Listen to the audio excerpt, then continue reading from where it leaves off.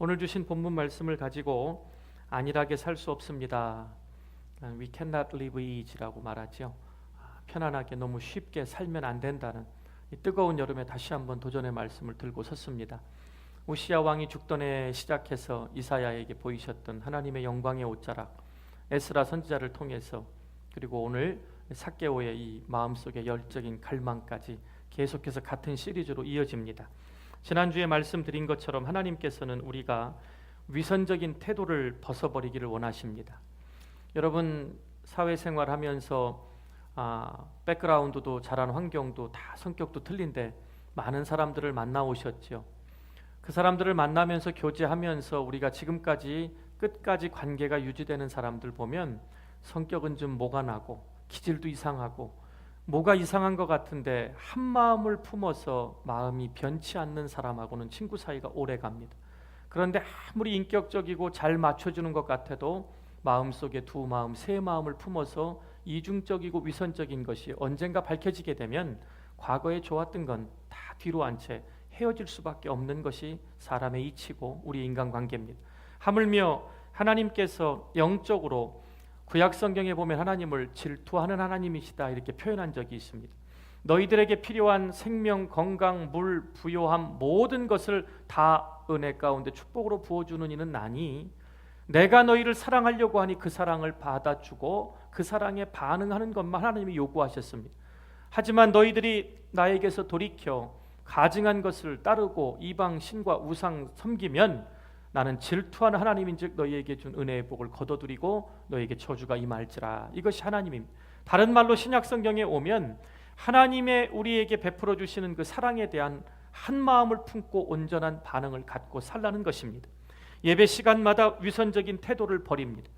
우리가 예배를 왜 소중히 여겨야 되고 구약의 제사가 언약이 갱신된 것을 왜 예배라고 표현하냐면 아무리 열심히 살고 신앙생활 하려고 해도 너무 바쁜 세상 가운데 분주하게 세상 따라 살다 보면 나도 모르게 세상처럼, 세상적인 사람처럼 살아가지만 예배 때마다 하나님 말씀이 선포되는 곳에 깨달음도 있고 분할 때도 있고 못 지켜서 죄송할 때도 있고 찬양할 때마다 구원의 감격과 기쁨이 생각나고 기도할 때마다 여기까지 인도해 주신 하나님의 은혜가 감사한 그 예배가 반복될 때마다 나의 위선적인 태도를 버려버리기 때문에 이 예배는 그렇게 소중한 것입니다.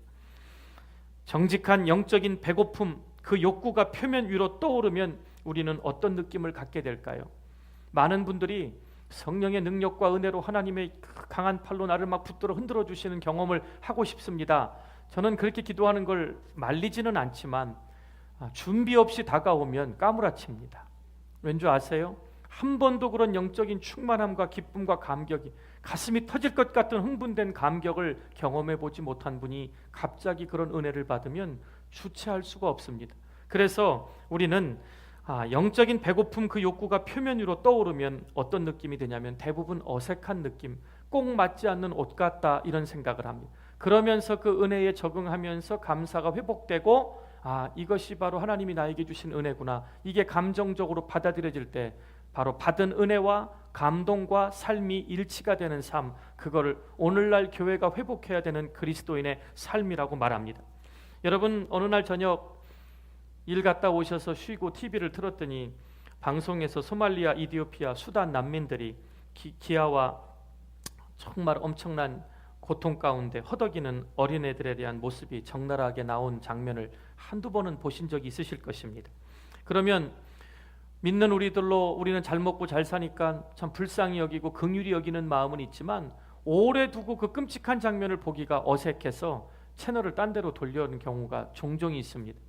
오랫동안 보면서 그 아이들 불쌍해서 기도하는 분보다는 왜요? 어색한 겁니다.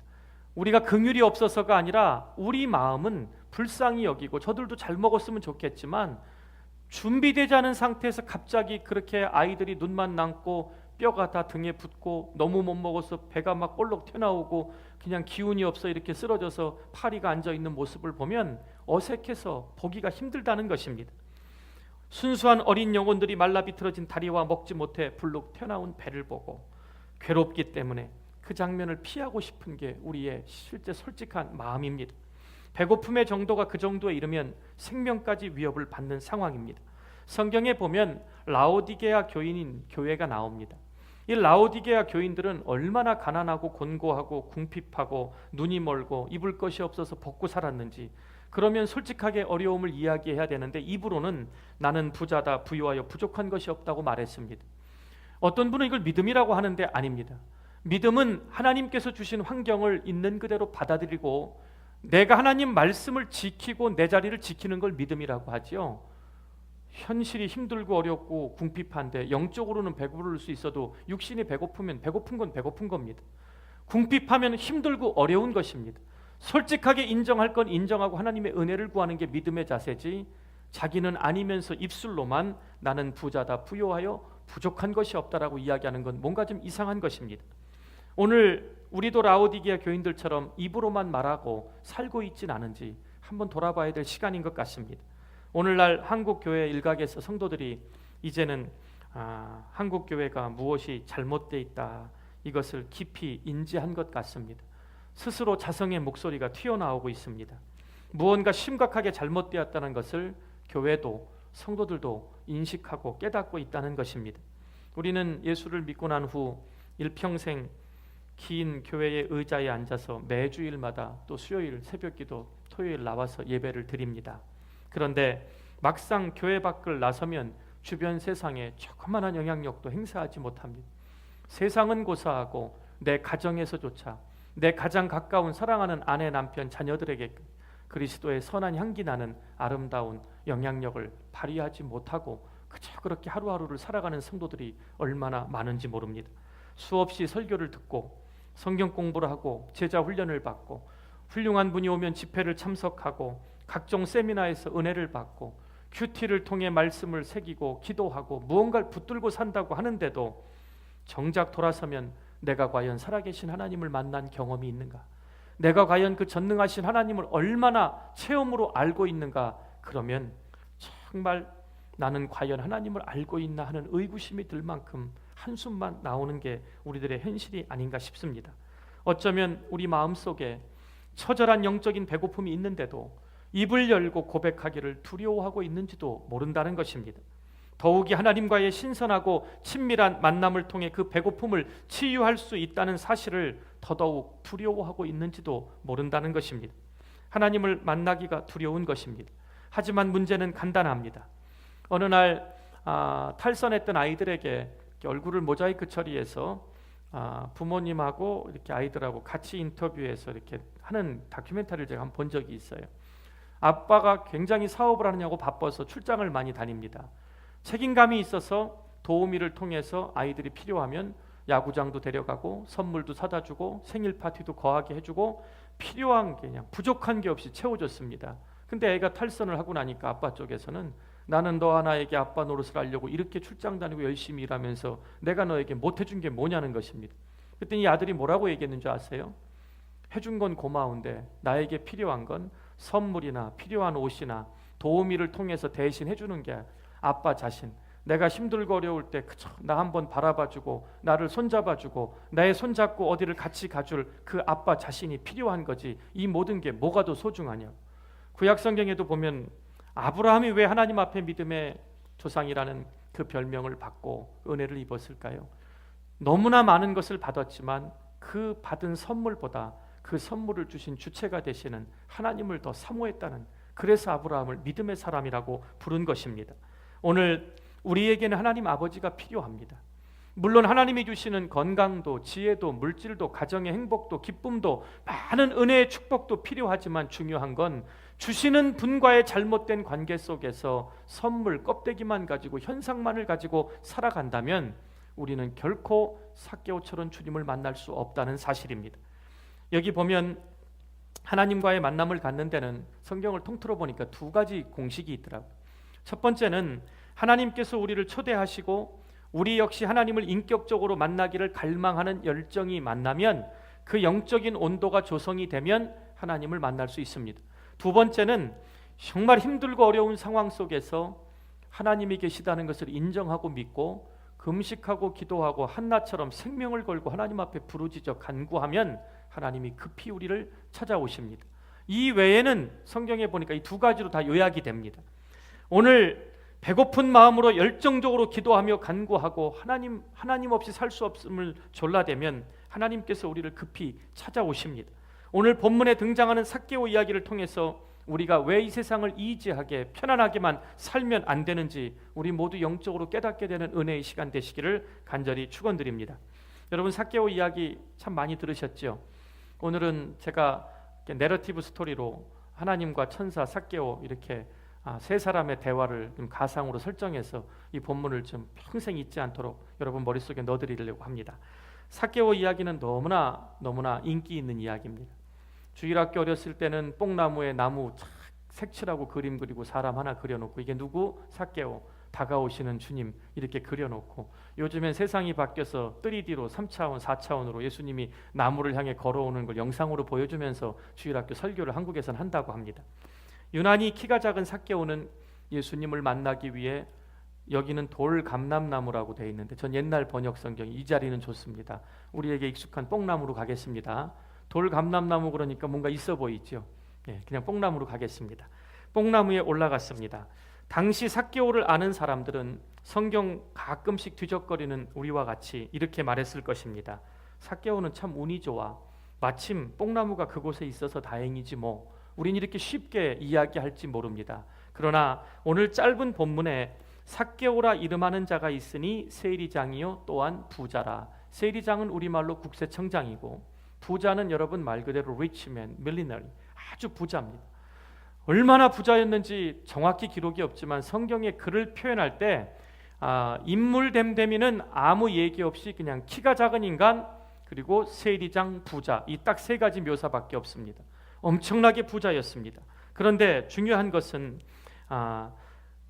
뽕나무에 올라간 그 이야기를 우리가 기억하면서 뽕나무에 올라간 만큼 정성이 있었다 정도를 기억하지만, 저는 뽕나무 한 그루가 사람이 올라가서 수많은 군중 가운데 주인공을 만나기 위해 올라탈 정도의 뽕나무라면 사람 하나가 태어나서 죽는 시간보다 훨씬 더 오래 걸립니다. 우리 교회 앞에 있는 뽕나무가 세 그루 있죠. 피칸나무랑 같은 시기에 심겨져 있는데 크기가 5분의 1도 안 됩니다.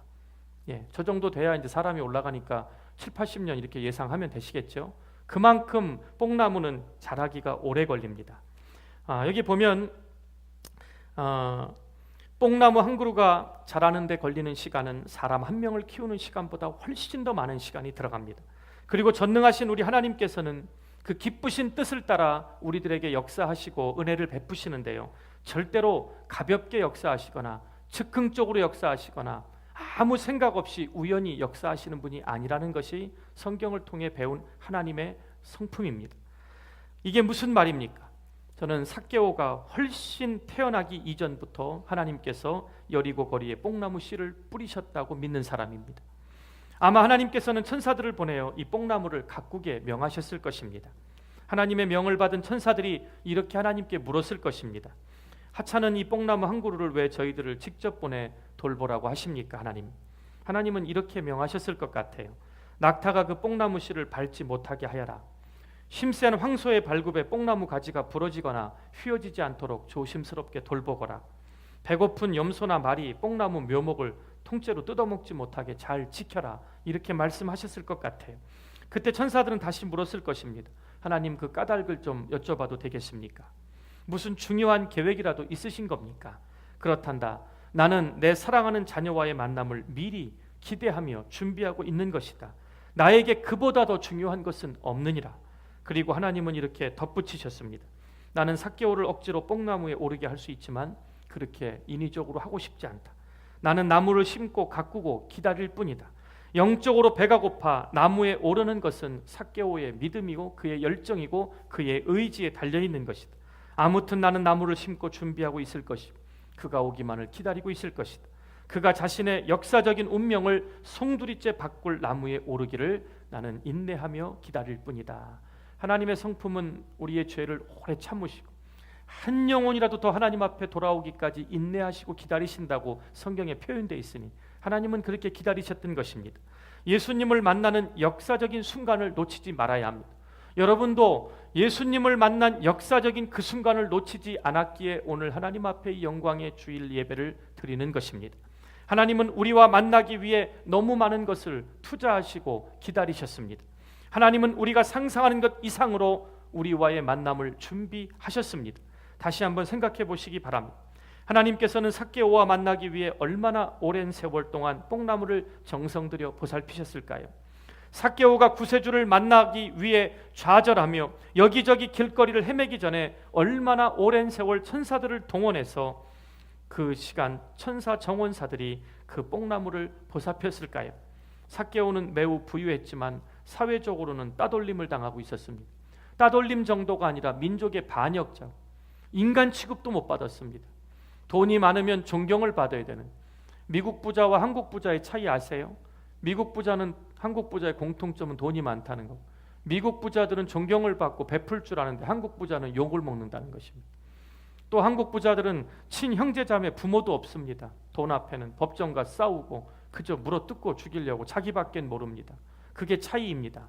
근데 여기 보이는 이 부자는 얼마나 부자였냐면 로마의 식민지 아래에 있을 때 너무나 많은 것을 수탈당했습니다. 요세비우스에 의하면 하루에 한 끼 정도 먹었다고 합니다. 얼마나 힘들었는지 모릅니다. 그런데 같은 형제자매 민족에 등골을 빼서 더 많은 세금을 착취해서 로마 정부에 잘 보이려고 보내고 나머지를 자기가 착복해서 이렇게 큰 부자가 되었다, 이렇게들 해석하고 있습니다. 아무튼 세금을 악랄하게 걷어들여서 엄청나게 부자가 됐습니다. 그러니 이대 이스라엘 유대 민족들은 삭개오가 지나갈 때마다 저 난장이 같은 민족의 반역자, 이 돈도 죽을 때 싸가지고 하나 보자, 이 돈이나 먹고 죽어라 막 하면서 사람 취급도 안 하고 손가락질하고 거기다가 키가 작아서 얼마나 조롱하며 비웃으며 그 약점을 가지고 놀렸는지 모릅니다. 그래서 늘 출퇴근하면서 세금 잘 걷고 있나 관리들을 돌보고 돌아다니면서, 여리고라는 곳은 굉장히 큰 도시입니다. 가나안 땅에 가서 첫 번째 여호수아가 정복했던 성이 여리고로 나오니까 여리고는 굉장히 큰 곳입니다.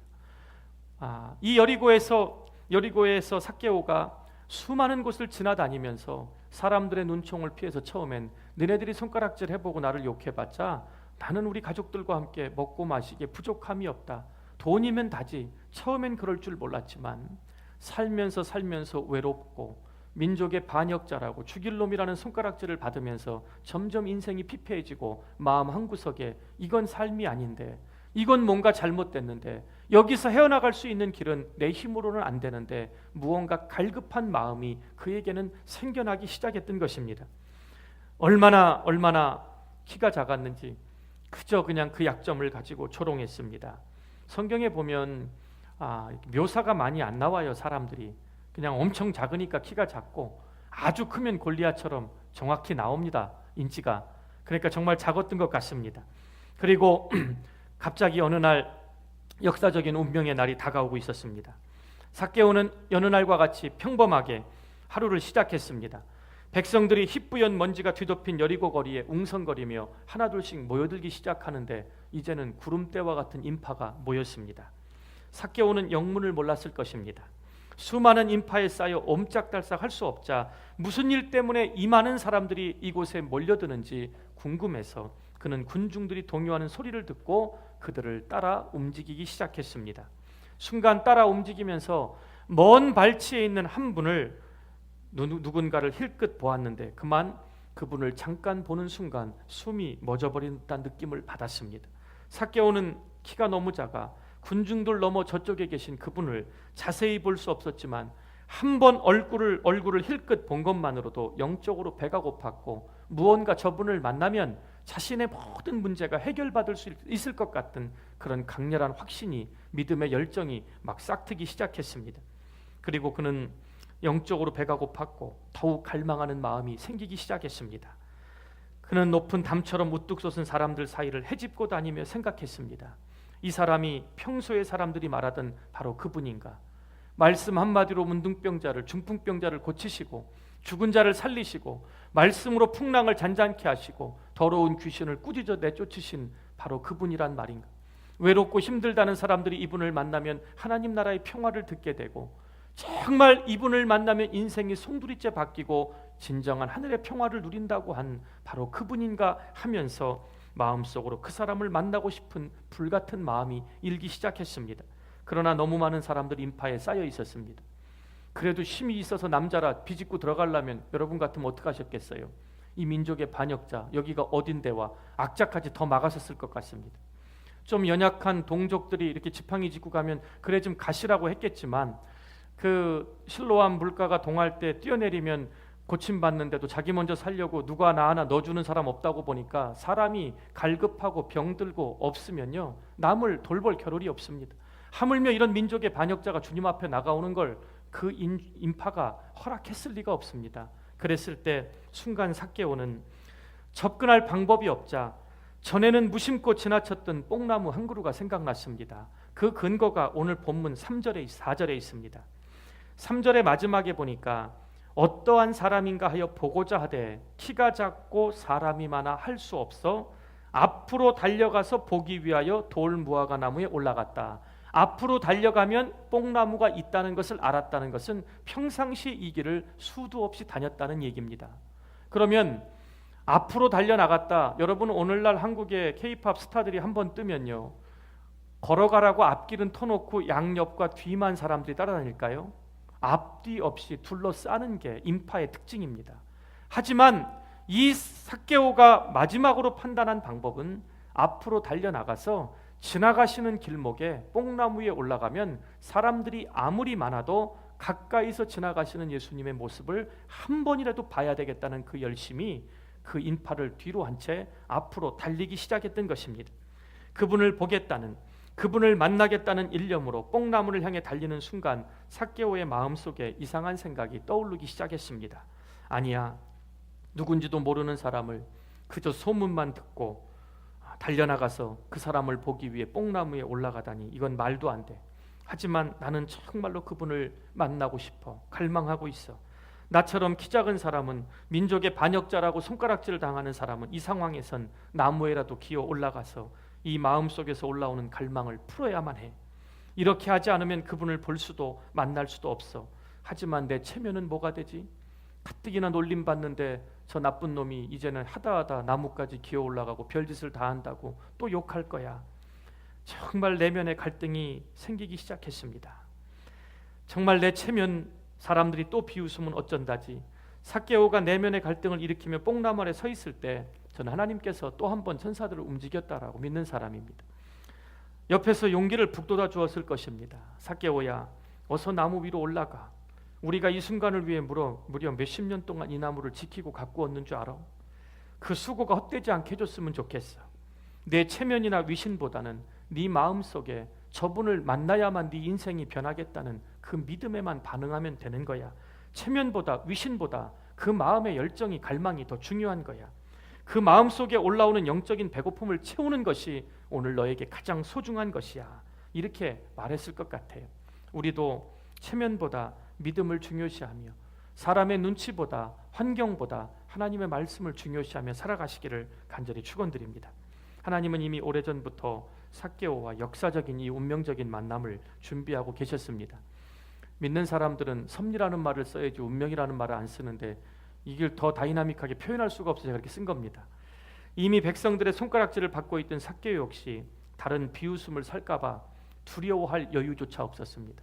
우리가 건강 문제나 물질 문제나 가정의 상처나 자녀들의 문제 때문에 숨이 막혀오면 남 체면 따위, 남이 나를 어떻게 보고 판단할 거, 그런 게 문제가 되지 않는 그런 심정으로 술 취한 여자라고 오해를 받고 꾸짖음을 받았던 한나와 같이 하나님과 1대1로 만나는 기적이 그럴 때만 일어난다는 것입니다.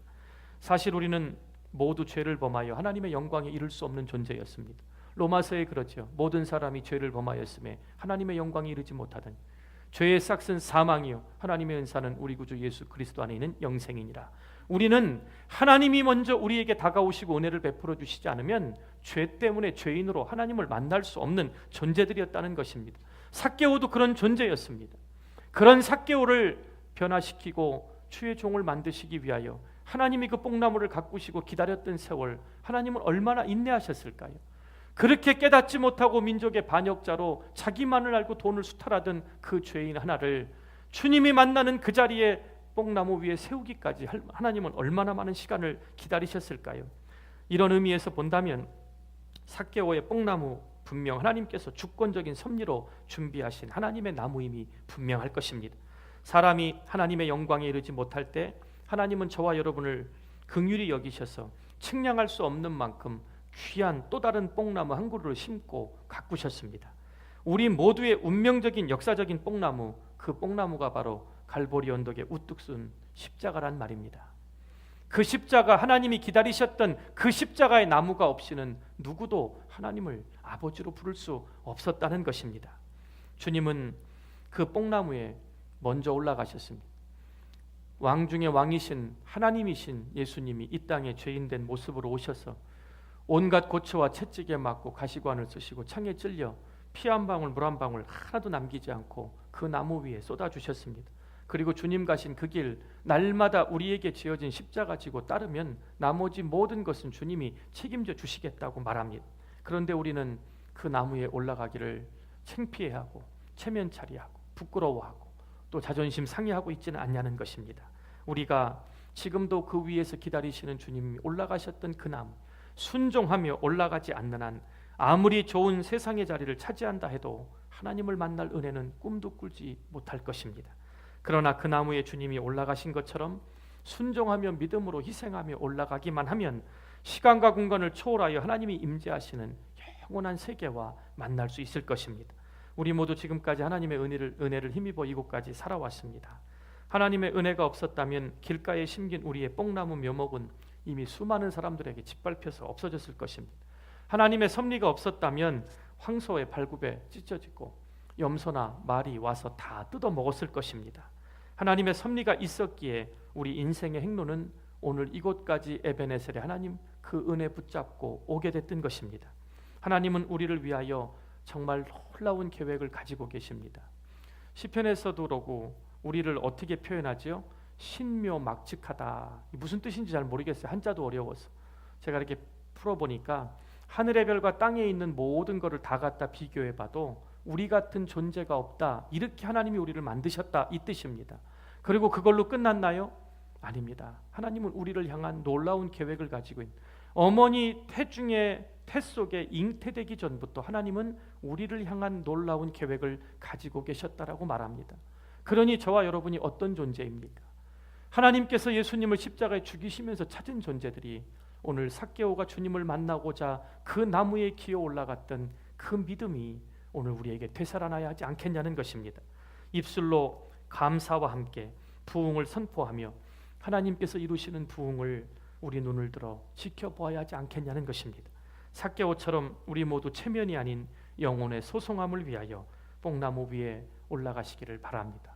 또 이렇게 설교했더니 또 예배 끝나고 다 뽕나무에 올라가신다고 줄 서시지만, 여기서 말하는 뽕나무는 세상 사람들이 조롱하고 세상 사람들이 우습게 여기고 내 체면 때문에 가지 못하고 환경 때문에 유행 때문에 하나님 말씀보다 더 타협하기 쉬운 세상을 말하는 것입니다.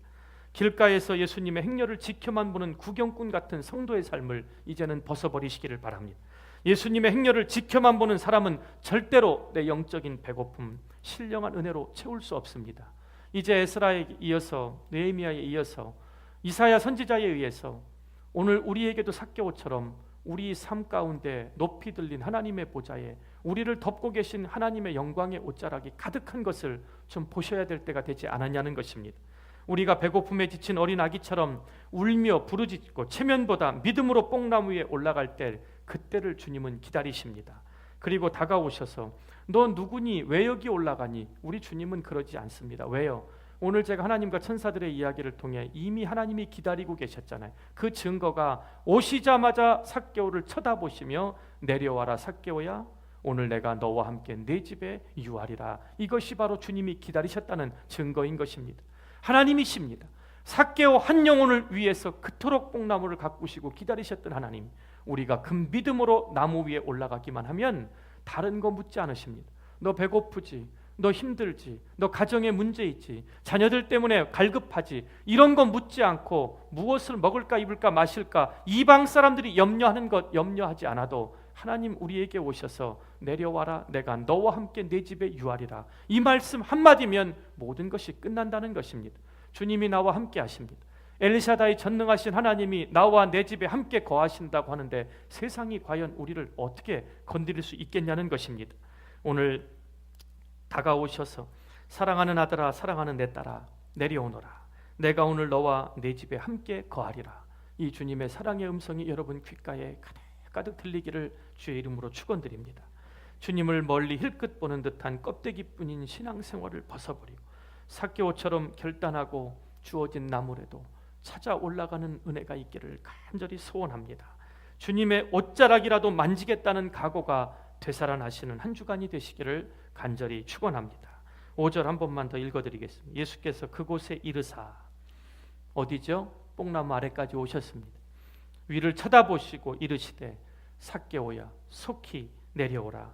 내가 오늘 내 집에 유하여야 하겠다 하시니, 삭개오는 그 나무 위에서 지나가는 예수님 얼굴 가까이 보려고 갔다가 그 수많은 무리들 중에 그날의 주인공은 삭개오 한 사람이었습니다.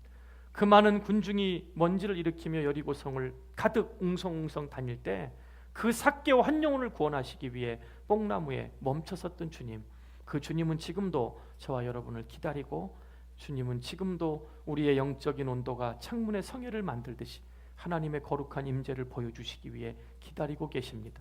여러분, 예수님 몰래 뒷자락에 가서 그 옷자락이라도 손을 대면 나의 이 피의 근원이 마를 거라고 생각했던 그 여인의 간절함, 오늘 우리 모두에게 회복되기를 바랍니다. 이 뜨거운 여름에 수박 드시고 시원한 에어컨 밑에서 계시면 제일 편안하지요. 어떻게 보면 그런 삶을 하지 말라는 게 아니라 정말 기도할 때가 언제고 하나님을 만날 만한 때가 언제고 내가 지금 하나님 앞에 부름받아서 어느 곳에 있어야 하는지를 안다면 이렇게 편안하게 안일하게만 살 수 없는 때가 됐음을 잊지 않게 되시기를 바라고, 이사야부터 오늘 삭개오까지 이어지는 전체적인 설교의 스토리는 이 영적인 배고픔의 갈망이 하나님 앞에 올라가야 하나님 내려오셔서 우리를 만나주신다는 것입니다. 오늘 삭개오처럼 주님 만나 모두 승리하시기를 주의 이름으로 간절히 축원드립니다.